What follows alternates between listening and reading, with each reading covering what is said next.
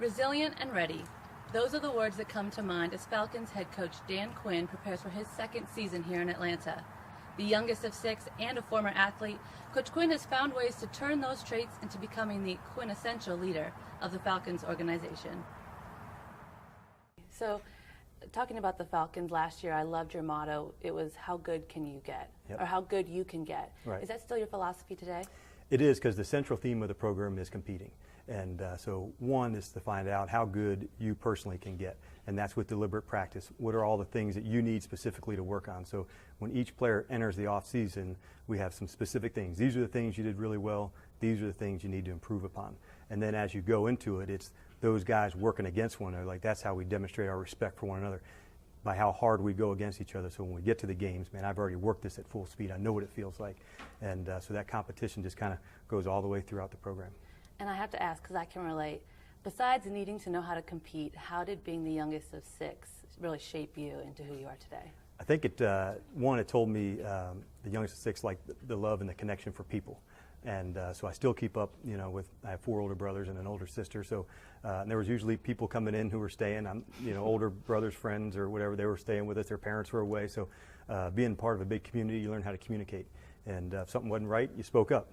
And if something was good, you spoke up as well. But I think early on learning, like, if I could only get big enough to kick their butt, I'm going to do that. And then by the time I got big enough, I was out of school and out of the house, so it was like too late. No one's butt to kick. Yeah, they were gone. I was trying to decide who had it worse. I'm the youngest of 6 girls, and you're the youngest of mostly boys. Yeah. Who had it worse? I would say both of us had it really good. The person who had it the best was, I have one sister. She had her own room, her own bathroom. So your sister had it Yeah, best. she had it the best, Okay. yeah. One of my favorite stories is going back when you were getting hired by the 49ers, and Coach Mariucci called and actually wanted to talk to your wife Yes. first and asked Yep. if she was okay with you taking the job. What impact has she had on your career? She's been awesome. I'll tell you a funny story about that. So I'd interviewed and then flew back to New York. That's where I was living at the time, Stacey and I were. And so he said, I'm going to call you tomorrow. This was Mooch. And he's kind of nonchalant and easygoing. I said, all right. So, like when you're expecting a call, Yeah. you kind of just are staring at the phone, for 2 hours. I was the strength coach also at the time at Hofstra, so I told my buddy, if this phone rings, you pick it up. If it's Mariucci, you come down to the weight room and you come get me. Well, 3 o'clock came, 4 o'clock came, so I went to bed. It was like, 10 o'clock. I said, it's not going to happen. So then about 10:45, the phone rings, and he says, hey, Dan, this is Mooch. Is Stacey there? And I looked over to her, and I said, he wants to talk to you. And she was like totally couldn't talk. And she said, hi, Coach. And so he went on to say, we're going to offer Dan the job, and I want to make sure to welcome you and that. And it was like one of the most lasting impressions somebody's had on her. And so much so that I knew if I had the opportunity, I'd want to go through that same process. I was able to share that experience with some of the coaches that I hired this year. So thanks to Mooch from 16 years ago, he showed me what being a pro is all about as a head coach.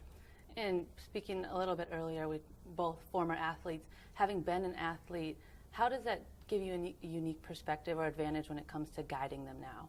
I think going through this process, I wasn't a professional athlete, but I know what competing's about. And so whether you're a coach or you're a player, trying to find the best that you have, I enjoy that part as a coach quite a bit, because each player is different, and every guy we're going to take as far as we can. So knowing that you're different and the next person is different, the next person is what makes you go and how far can we take it? Because sometimes the athletes, they don't even know how far they can go. So it's our job as coaches to bring it out of it and pull it out and say, this is the vision, I think, how good you can be. All right, thanks so much, Coach. All right, awesome job. Nice to meet you. Yeah.